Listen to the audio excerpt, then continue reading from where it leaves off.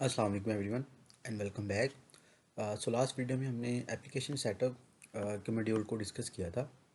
आज की वीडियो में हम अकाउंट्स मैनेजमेंट को कवर करेंगे। अकाउंट्स मैनेजमेंट को ओपन कर लेते हैं। अकाउंट्स मैनेजमेंट में जो चीज़ें अवेलेबल हैं उसमें आपके जनरल एंट्री का फॉर्म है, देन एक्सपेंस एंट्री, एक्सपेंसेस को आपने कैसे रिकॉर्ड करना है।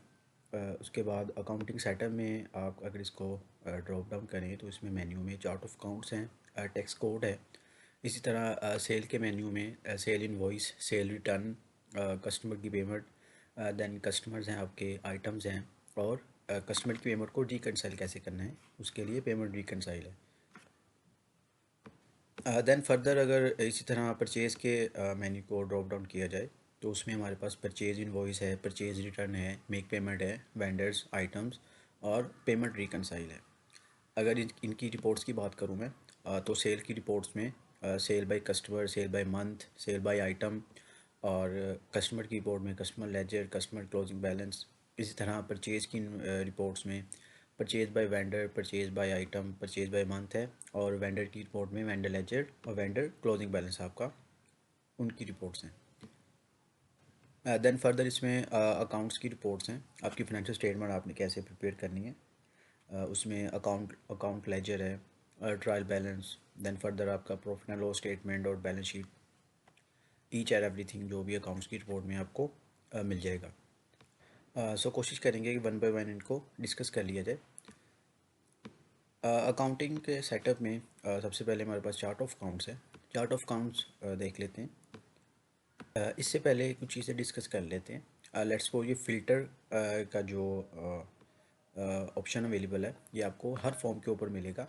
इसमें आप अपनी फ़िल्टरिंग कर सकते हैं। बेसिकली ये यूज़र फ्रेंडली एक फ़िल्टरिंग का ऑप्शन अवेलेबल है, जिसमें आप देख सकते हैं। अब जैसे पेरेंट अकाउंट है, आप कोई भी अगर अपना अकाउंट सेलेक्ट करते हैं जो भी पेरेंट टाइम में आता है, तो आपको सिर्फ उसी की स्पेसिफिकली फ़िल्टर करके उन अकाउंट्स को आपके व्यू फॉर्म पर शो करवा देगा।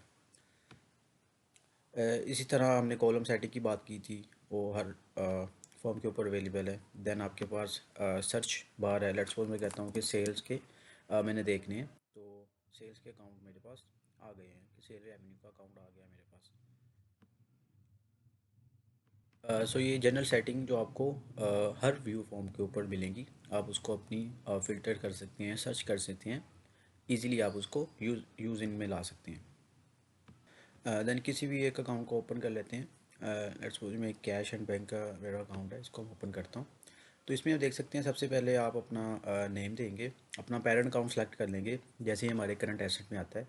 अकाउंट टाइप, जो मोस्ट इंपॉर्टेंट चीज़ होगी हमारे पास, वो यहाँ पर अकाउंट टाइप होगी।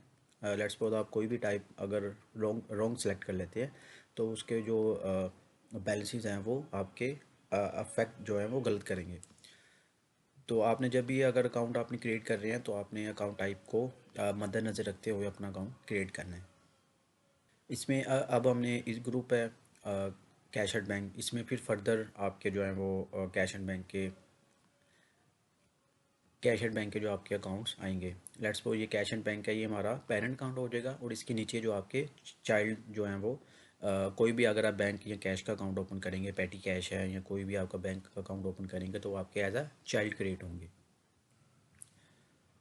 देन फर्दर इसमें जो चीज़ें अवेलेबल हैं उसमें आप इसमें अब आप देख सकते हैं 1 to 4 पेजेस हैं।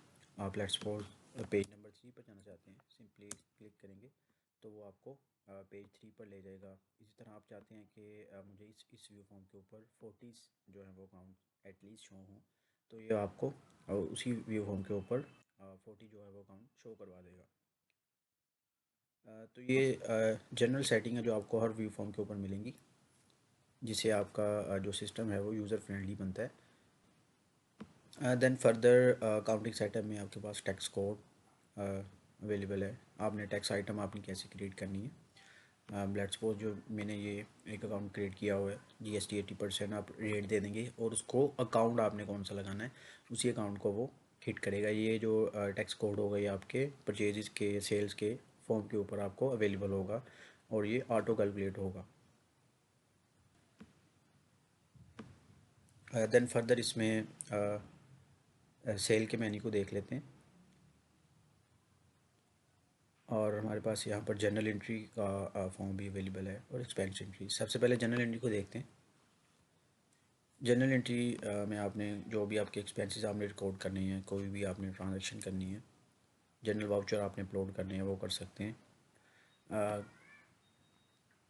जनरल एंट्री के फॉर्म के ऊपर आपने एंटिटी को अगर सेलेक्ट करना है तो आप एंटिटी को सिलेक्ट कर लें। आपने अपना अकाउंट सेलेक्ट करना है, कोई भी अकाउंट, लेट्स सपोज मैं कहता हूँ रेंट एक्सपेंस है, तो आप यहाँ पर रेंट एक्सपेंसेस के फॉर्म, रेंट एक्सपेंसेस के आपका आ जाएगा, उसमें आप डेबिट कर देते हैं हम। और देन फिर यहाँ पर हम कैश का अकाउंट सेलेक्ट कर लेते हैं। यहाँ पर हमने अपना कैश एंड बैंक का अकाउंट सेलेक्ट कर लिया और देख सकते हैं डेबिट और क्रेडिट दोनों आपकी बराबर हो चाहिए, अदरवाइज़ आपको सिस्टम जो है वो जनरल एंट्री क्रिएट नहीं करने देगा।